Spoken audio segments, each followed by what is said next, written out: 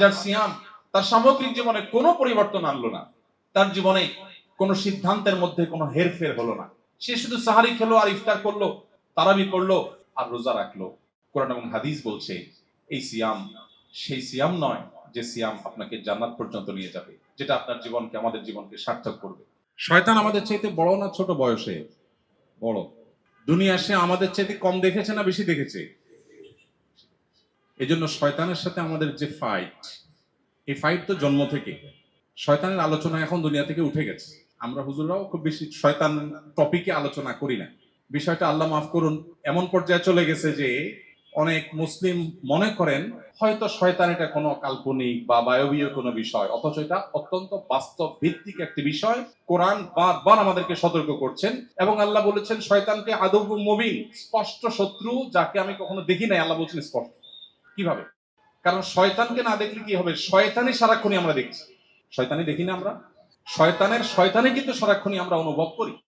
তো যেহেতু সে সিনিয়র, জগৎটা আমাদের চাইতে বেশি দেখেছেন, মার প্যাচ আমাদের চাইতে বেশি বুঝেন, এই জন্য শয়তানের সাথে আমাদের যে ফাইট, এই ফাইটে বেশিরভাগ ক্ষেত্রে শয়তান জিতে, আমরা আসলে খুব কমই জিতি।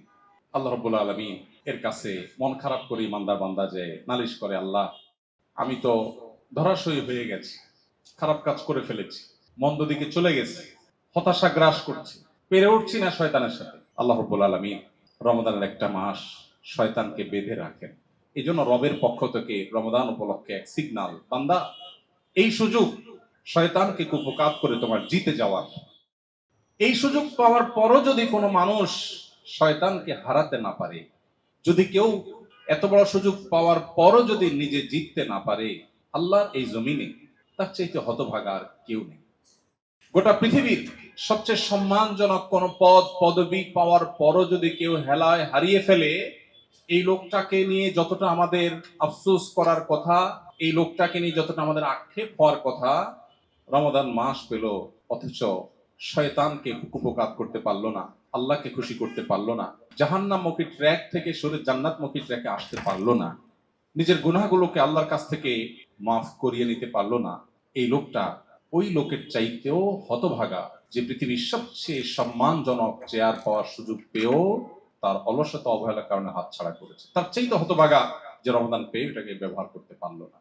আল্লাহ রাব্বুল আলামিন আমাদের রমাদানের অবশিষ্ট দিনগুলোর প্রতিটা মুহূর্তকে কদর করার তৌফিক দান করুন।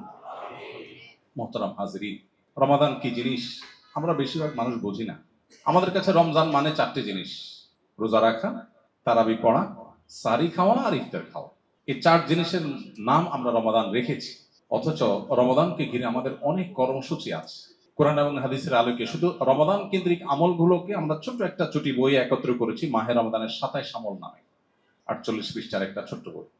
সেখানে আমরা শুধুমাত্র এক নজরে কোরআন এবং হাদিসের আলোকে 27টি কর্মসূচি আমরা সাব্যস্ত করার চেষ্টা করেছি, যেগুলো রমাদান স্পেশাল। সেখানে 5 ওয়াক্ত নামাজ নাই, যেটা সারা বছরের আমল, শুধু রমাদান স্পেশাল। যদি এই আমলগুলো মুখ্য না, আমরা রোজা রাখি, আল্লাহ তাআলা বলেছেন কুতিবা আলাইকুমুস সিয়ামু কামা কুতিবা আলাল লাযিনা মিন ক্বাবলিকুম লাআল্লাকুম তাত্তাকুন।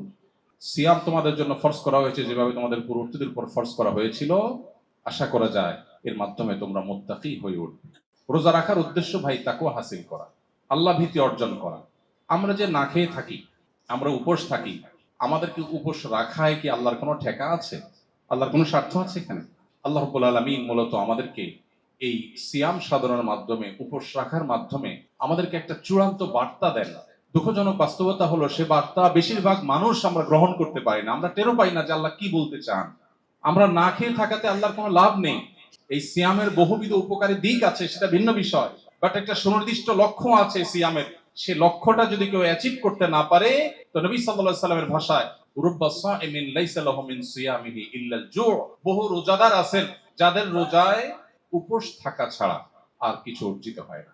প্রিয় ভাইরা আমার, প্রায় প্রথম দশক চলে যেতে বসেছে আমাদের কাছ থেকে। আমরা এই দশকে আল্লাহ রাব্বুল আলামিনের মাগফিরাতের পথে কতটা অগ্রসর হতে পেরেছি, এই প্রশ্ন আমাদের নিজেদের কাছে রাখা উচিত। আল্লাহ তাআলা অবশিষ্ট 20টি দিনের প্রতিটা মুহূর্তকে কাজে লাগাবার তৌফিক দান করুন। মুহতারাম হাজরিন, সিয়াম বা সওম, যেটাকে আমরা রোজা বলি, এই সিয়াম বা সওম শব্দের অর্থটা কি জানো? বিরত থাকা, কোনো কিছু পরিহার করা। গোটা পৃথিবীর চতুর্দিকে আপনি যদি তাকান, এখন চতুর্দিকে একটি আহ্বান, সেটা হলো ভোগ করো, ভোগের দাওয়াত। ইসলাম শুধুমাত্র আমাদেরকে ত্যাগের কথা বলে, স্যাক্রিফাইসের কথা বলে। কেন? কারণ ত্যাগ এবং স্যাক্রিফাইস মানুষকে মানুষ করে তোলে। ভোগ এটা পশু পাখিও পারে, এটার জন্য কোনো যোগ্যতার প্রয়োজন হয় না, সবাই ভোগ করতে পারে, ত্যাগ সবাই করতে পারে না। সিয়ামের মধ্যে দেখুন আপনি, আল্লাহ তাআলা আমাদেরকে তিনটা জিনিস ত্যাগ করতে বলছেন: পান, আহার, যৌনতা। গোটা পৃথিবীতে যত অপরাধ হয়, এই অপরাধগুলো বেসিক্যালি মানুষ পুণ্যবৃত্তি কিংবা যৌনবৃত্তির কারণে করে। আর এই দুইটাকে কন্ট্রোল করার ট্রেনিং আল্লাহ দিচ্ছেন সিয়ামের মাধ্যমে। আমরা সিয়ামের মাধ্যমে বিরত থাকার প্রশিক্ষণ নিচ্ছি। কেন নিচ্ছি? কারণ আমার জীবনে প্রতিদিন সাবকনশিয়াস মাইন্ডে, অবচেতন মনে আমি শত শত ডিসিশন মেক করতে হয়, শত শত সিদ্ধান্ত নিতে হয়।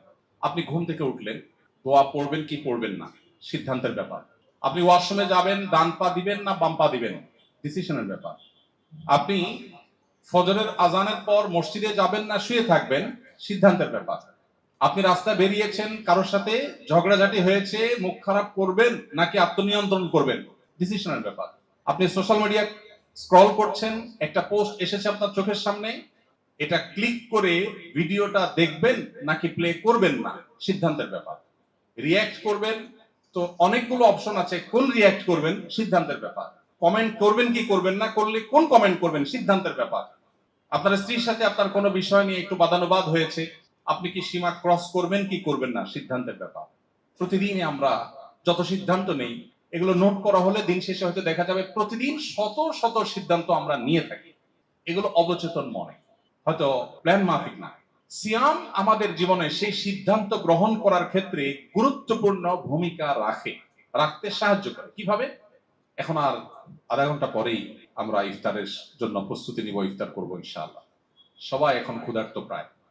ইফতারের রকমারি পসরা সাজিয়ে আমরা যখন বসি, একদিকে পেটে প্রচন্ড ক্ষুধা, অপরদিকে মুখরোচক সব খাবার আমাদের সামনে আছে, আমরা চাইলেই খেতে পারি, কিন্তু আমরা অপেক্ষা করি আজানের। কেন অপেক্ষা করি? খাবারও আছে, ডিমান্ডও আছে, বাট আমি খাচ্ছি না। কেন খাচ্ছি না? আল্লাহ রাব্বুল আলামিনের এখনো খাবারের পারমিশন হয়নি। এই যে ডিসিশন মেক করছি আমি, যে আমি এখন খাবো না, আমি সূর্য ডোবার পরে খাবো, কারণ আল্লাহ বলেছেন আতিম্মুস সিয়ামা ইলাল লাইল, সিয়ামে কন্টিনিউ করো, রোজা কন্টিনিউ করো সূর্য ডোবা পর্যন্ত। এই যে আমি কন্টিনিউ করব সূর্য ডোবা পর্যন্ত, এটা আল্লাহ নির্দেশের ফলে। সিয়াম আমাদেরকে বলে তোমার সামনে মুখরোচক এত চমৎকার খাবারের ডালা সাজানো আছে, পেটে ক্ষুধা আছে, বাট আল্লাহর অনুমোদন নাই, সেজন্য তুমি খাচ্ছ না। তোমার জীবনে শত শত হাজার হাজার সিদ্ধান্ত নেবার ক্ষেত্রে ঠিক একইভাবে যদি আল্লাহর নির্দেশ তোমার সামনে এসে হাজির হয় এবং আল্লাহর নির্দেশের ভিত্তিতে গ্রহণ কিংবা বর্জন করবার সিদ্ধান্ত তুমি গ্রহণ করতে পারো, তবেই তোমার সিয়াম সার্থক। এবং মূলত তোমার সিয়াম বা রোজা তোমাদেরকে সামগ্রিক জীবনে যে রোজা রাখতে হয়, সেই রোজা রাখতে তোমাকে সাহায্য করে। কারণ রোজা যদি তাকে তার সামগ্রিক জীবনের সিদ্ধান্তকে নিয়ন্ত্রণ করতে শিখায়, ইফতার এর ওয়াক্ত হওয়ার আগ পর্যন্ত যেরকম সংযমী থাকেন তিনি, আমার সামনে ঘুষ নেওয়ার সুযোগ আছে, এদিকে আমার টাকার দরকারও আছে, কিন্তু আল্লাহর অনুমোদন নাই, আমি বিরত থাকলাম। এই বার্তা যদি নিতে পারি, এই এক্সারসাইজে যদি আমি আনতে পারি নিজেকে, তাহলে সে হলো সফল রোজাদার, সে হলো সার্থক সিয়াম পালনকারী। আর যার সিয়াম তার সামগ্রিক জীবনে কোনো পরিবর্তন আনলো না, তার জীবনে কোনো সিদ্ধান্তের মধ্যে কোনো হেরফের হলো না, সে শুধু সাহারি খেলো আর ইফতার করলো, তারাবি পড়লো আর রোজা রাখলো, কোরআন এবং হাদিস বলছে এই সিয়াম সেই সিয়াম নয় যে সিয়াম আপনাকে জান্নাত পর্যন্ত নিয়ে যাবে, যেটা আপনার জীবনকে, আমাদের জীবনকে সার্থক করবে। রব্বে করিম আমাদেরকে সিয়ামের সে মর্মকে অক্ষরে অক্ষরে উপলব্ধি করে শুধু এই 12 বা 14 ঘন্টার রোজা নয়, সামগ্রিক জীবনটাকে আল্লাহ তাআলা রোজায় পরিণত করার তৌফিক দান করুন। মোহতারাম হাজরিন, বিষয়টিকে সহজে বোঝার জন্য ভারতীয় উপমহাদেশের অন্যতম একজন বড় মনীষী ছিলেন সৈয়দ আবুল হাসান আলী আন-নাদবী রাহিমাহুল্লাহ। তিনি অত্যন্ত চমৎকার একটি উপমা দিয়েছেন। তিনি বলেছেন, রমজানের রোজা এটা একটা রোজা, আমাদের জীবনে রোজার আরেকটা পার্ট আছে, আরেকটা অপশন আছে, আরেকটা রোজার আরেকটা ভার্সন আছে। কি সেটা? তিনি বলেছেন যে রমজানের রোজা 12 বা 14 বা 16 ঘন্টা ব্যাপী রোজা, আমাদের জীবনে আরেকটা রোজা আছে, যে রোজাটা হলো সমগ্র জীবন ব্যাপী। রমজানের রোজা হয় সুবহে সাদিক হলে, ভোর শুরু হলে, জীবনের সেই রোজা শুরু হয় মানুষ প্রাপ্ত বয়স্ক হলে। রমজানের রোজা শেষ হয়, পরিসমাপ্ত হয় সূর্য ডুবার মধ্য দিয়ে, আর জীবনের রোজার পরিসমাপ্তি ঘটে জীবনের সূর্য ডোবার মধ্য দিয়ে। রমজানের রোজায় কিছু জিনিস আমাদের জন্য নিষিদ্ধ, সামগ্রিক জীবনের রোজায়ও আমাদের জন্য কিছু জিনিস নিষিদ্ধ। রমজানের রোজায় যদি কেউ অনিচ্ছাকৃতভাবে কিছু খেয়ে ফেলে, না জেনে খেয়ে ফেলে, আল্লাহর পক্ষ থেকে মাফ হয়। জীবনের রোজায় যদি কারোর ইচ্ছার বাইরে কিছু ঘটে যায়, সেটাও আল্লাহ মাফ করে। রমজানের রোজা ভেঙে ফেললে তার কাজা আদায় করতে হয়, জীবনের রোজা ভেঙে ফেললে তওবার মাধ্যমে সেটা রিকভার করতে হয়। পার্থক্য এতটুকু, রমজানের রোজা একবার যদি ভেঙে যায়, হুবহু এই রোজাটা আরেকবার রাখার সুযোগ জীবনে আর কখনো হয় না। তবে কাজা করা যায়। আর জীবনের রোজা যদি কেউ ভেঙে ফেলে আর এই অবস্থায় তার মৃত্যু হয়, তো এটাকে আর রিকভার করার কোনো সুযোগ থাকে না। মোহতারাম হাজরিন, রমাদানের এই সামগ্রিক আয়োজন, এর পেছনের যে আধ্যাত্মিক, রুহানি, স্পিরিচুয়াল যে বিশাল বড় প্ল্যান, বিশাল বড় দিক আছে, আমরা বেশিরভাগ মানুষ শুধুই কিছু গতানুগতিক কর্মকাণ্ড, রিচুয়ালের মধ্য দিয়ে রমাদানকে পার করি। সেই অন্তর্নিহিত দিকটাকে আমরা সেভাবে উপলব্ধি করতে পারি না। সিয়াম যেন শুধু আমাদেরকে পানাহার আর যৌনতা থেকে একটা লিমিটেড সময় যেন শুধু বিরত না রাখে, বরং আমাদের সামগ্রিক জীবনে যেন আমরা পরিপূর্ণ অর্থে সেই জীবনের যে সিয়াম, জীবনের যে রোজা, সেটা রাখার তৌফিক দান করুন। প্রিয় ভাইরা আমার, রোজা রাখার ফলে ইফতারের একটা আনন্দ আছে না? কি আনন্দ বলুন তো? ইফতারের যে আনন্দ, কিসের জন্য আনন্দ? কিছু খাবার সামনে আছে, আমরা খাবার খাবো, এই তো। তো সারা বছর আমরা খাবার খাই না। আরবিতে ইফতার, বাংলার অর্থ হলো কি? নাস্তা। সারা বছর আমরা কি করি? রাতভর না খেয়ে থেকে সকালে নাস্তা করি। আর রমজান মাসে রোজা রেখে আমরা কি করি? দিনভর না খেয়ে থেকে সন্ধ্যা নাস্তা করি। তাহলে জিনিস সেটাই, যেটা 11 মাস করি। নামও সেটা, জিনিসও সেটা। কিন্তু আপনি কি লক্ষ্য করে দেখেছেন আপনার জীবনের কোন একটি নাস্তা রমজানের একটি ইফতারের আনন্দের ধারে কাছেও নাই? আমরা কি লক্ষ্য করেছি?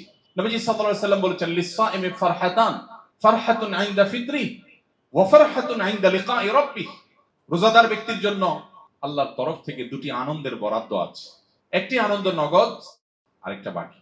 নগদ আনন্দটা হলো বান্দা যখন ইফতার করে অথবা যখন ঈদ উদযাপন করে, সেটাও এক প্রকারের ইফতার। 30 দিনের রোজা ভঙ্গ হয় ঈদের মাধ্যমে। ইফতারের সময় যে আনন্দ, আল্লাহ বলছেন এটা আল্লাহর প্রদত্ত আনন্দ। পৃথিবীর অন্য কোন নাস্তা, যেখানে হয়তো 100 আইটেমের বুফে আপনি নাস্তা করতে পারেন, কিন্তু মাত্র একটু ছোলা মুড়ি, একটু খেজুর আর শরবত নিয়ে বসে ইফতার করার মুহূর্তের যে আনন্দ, আল্লাহর শপথ করে বলছি, এই আনন্দের সাথে ওই আনন্দ আপনি তুলনা করলে আপনি কখনো মেলাতে পারবেন না যে এর সাথে এটা কোনোভাবে তুলনাযোগ্য। ঠিক না ঠিক? আমরা প্রতিদিনই আনন্দটা উপভোগ করি না? এটা আল্লাহ প্রদত্ত আনন্দের আইটেম, উপকরণ এর চেয়ে বহুগুণ বেশি থাকার পরও আপনার আনন্দ এই লেভেলে পৌঁছাবে না ইফতার তাকে যে আনন্দটা দেয়। সারা জীবন না খেয়ে থাকা মানুষ খাবার দেখলে এত খুশি হয় কিনা জানি না। আমরা সামান্য একটু 12 ঘন্টা 14 ঘন্টা রোজা রাখার পর ইফতার নিয়ে বসে যখন অপেক্ষা করি, তখন যে আনন্দ হয়। এবং এই যে আমরা খাবারের চাহিদা আছে, খাবার আছে, খাচ্ছি না, বসে থাকছি, এই যে একটা টানাপোড়েন, এই যে একটা আত্মনিয়ন্ত্রণ, এই যে একটা সংযমের ট্রেনিং এবং প্রশিক্ষণ, এটার মধ্যে যে অবর্ণনীয় একটা প্রেম, একটা ভালোবাসা আল্লাহর সাথে, আল্লাহর নির্দেশকে সর্বোচ্চ সম্মান দেওয়ার, এর মধ্যে যে একটা উপভোগ্য দৃশ্যের অবতারণা মনোজগতে হয়, এটাকে পৃথিবীর কোনো কিছুর সাথে তুলনা করা যাবে না। সাইয়্যিদ আবুল হাসান নবী রাহমাতুল্লাহি আলাইহি রমজানের রোজা, এটা থেকে সামগ্রিক জীবনের রোজা তুলনা করতে গিয়ে তিনি আরেকটি উদাহরণ দিয়েছেন, অত্যন্ত চমৎকার। তিনি বলেছেন, আমাদের বাসা বাড়িতে যখন আমরা রোজা রাখি, রোজা রেখে আনন্দ পাই, তখন আমাদের বাচ্চারা উৎসাহিত হয়, আমিও রোজা রাখবো। ঠিক না বেঠিক? অন্য অনেক কাজ করতে না চাইলেও বাচ্চারা রোজাটা রাখতে চায়। দেখুন তো, রোজা রাখা মানে তো কষ্ট, কিন্তু বাচ্চা রাখতে চায়, কারণ সেও জানে যে আব্বু আম্মু ইফতারের সময়, দাদা দাদু, বড় ভাই বোন, আপু ভাইয়া, তারা ইফতারের সময় যে আনন্দটা পাচ্ছে, এই আনন্দটা আমারও দরকার। বাচ্চা রোজা রাখতে চায়। এখন কোন ফ্যামিলিতে ধরুন আপনার 2টা ছেলে, একটা বড় একটা ছোট, রোজা রাখছে। রোজা রাখার পর 10টা 11টার দিকে, 12টার দিকে ক্ষুধার চাপ বেশি, জীবনের প্রথম রোজা। এর মধ্যে কোনো একটা বাচ্চা হয়তো খুব বেশি অসংযমী, অসহনশীল, একটু ধৈর্য কম, সে বায়না ধরলো, না আমি রোজা কন্টিনিউ করবো না, আমার ক্ষুধা লাগছে, আমি আর পারতেছি। বাবা মা হয়তো একটু বোঝানোর চেষ্টা করেন, বাবা রাখো, একটু কষ্ট করো, দেখে যে আউট অফ কন্ট্রোল, তারপর তো রোজা ফরজ না, তখন বলে ঠিক আছে, খাবে, তাকে খাবার দিয়ে দেয়। অপর ছেলেটা, তারও ক্ষুধা লাগছে, কষ্ট হচ্ছে, কিন্তু সে কষ্ট করে রোজাটাকে কন্টিনিউ করে সূর্য ডোবা পর্যন্ত। এই দুইটা সিনারিও যদি আপনি চোখের সামনে রাখেন, তাহলে আপনি দেখবেন পরিণতি কার কি হয়। যে ছেলেটা 10টা বা 11টা বা 12টার সময় রোজা ভেঙে ফেলেছে, তার পরিণাম কি দাঁড়ায়? সে কি পায় খাবার হিসাবে?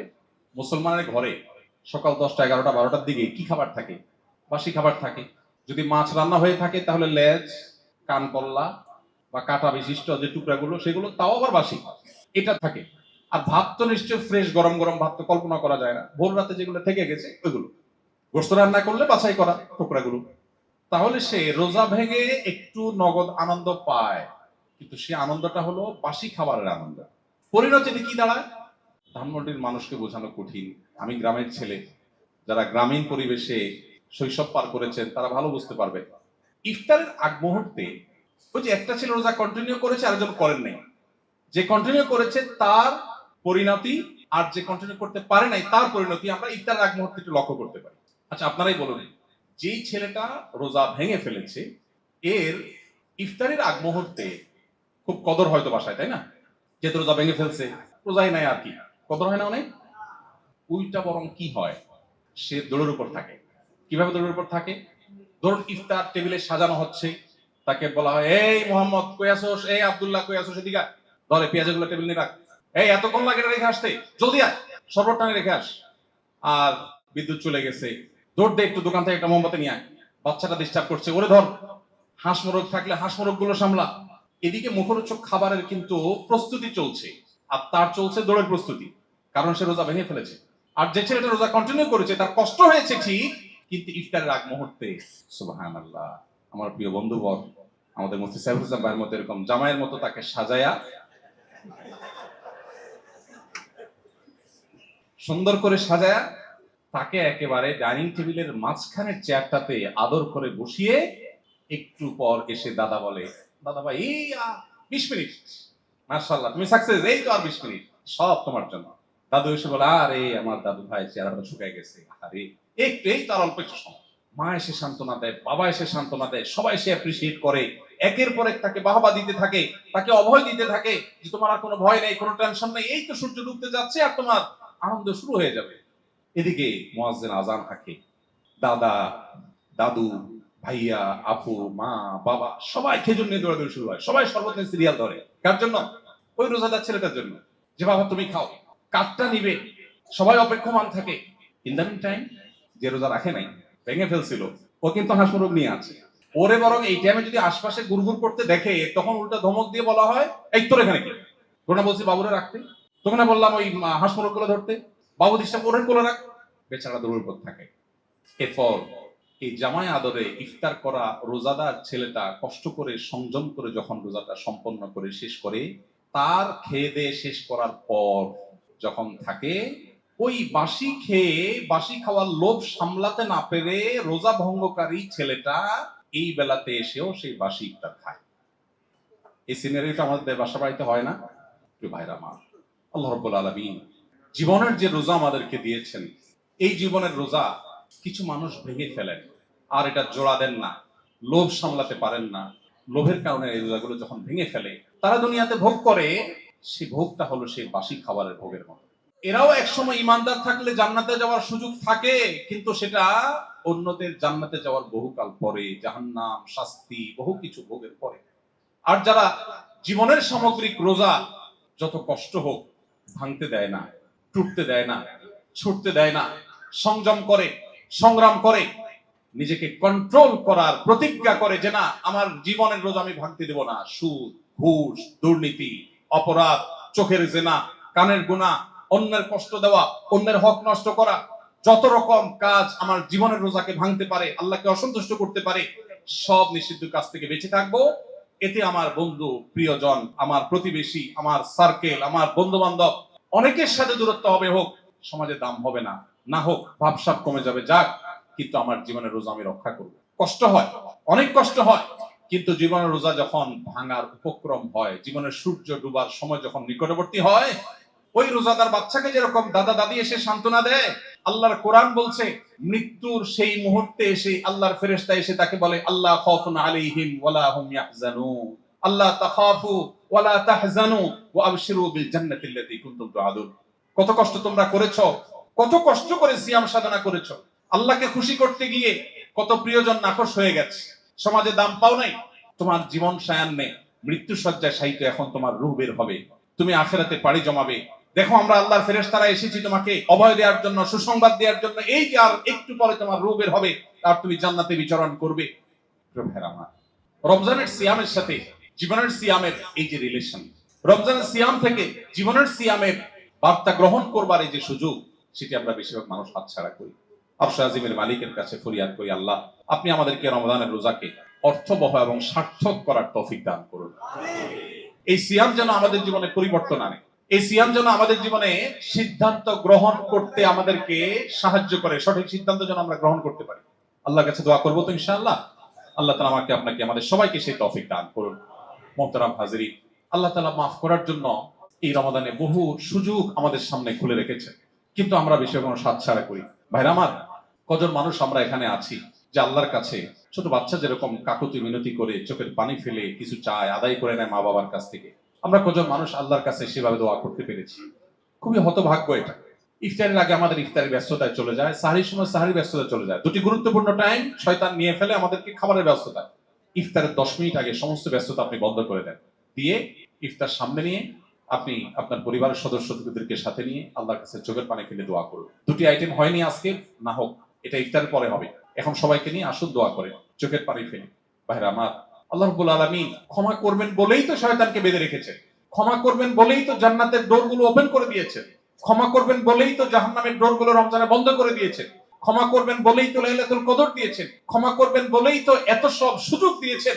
এরপরও যদি আল্লাহর কাছ থেকে ক্ষমার অ্যাপ্লিকেশনটাও জমা দিতে না পারি, নিবেদনটুকু যদি করতে না পারি, এর চেয়ে বড় হতভাগ্যের বিষয় আর কি আছে বলুন? আপনাদের প্রতি উদাত্ত আহ্বান, দিনে অন্তত 10টা মিনিট এমনিতে তো উঠতে বসতে চলতে ফিরতে আল্লাহকে আমরা স্মরণ করব, একটা সময় একান্তে আল্লাহর সাথে কথা বলার চেষ্টা করবো ইনশাআল্লাহ। চেষ্টা করবো তো ইনশাআল্লাহ।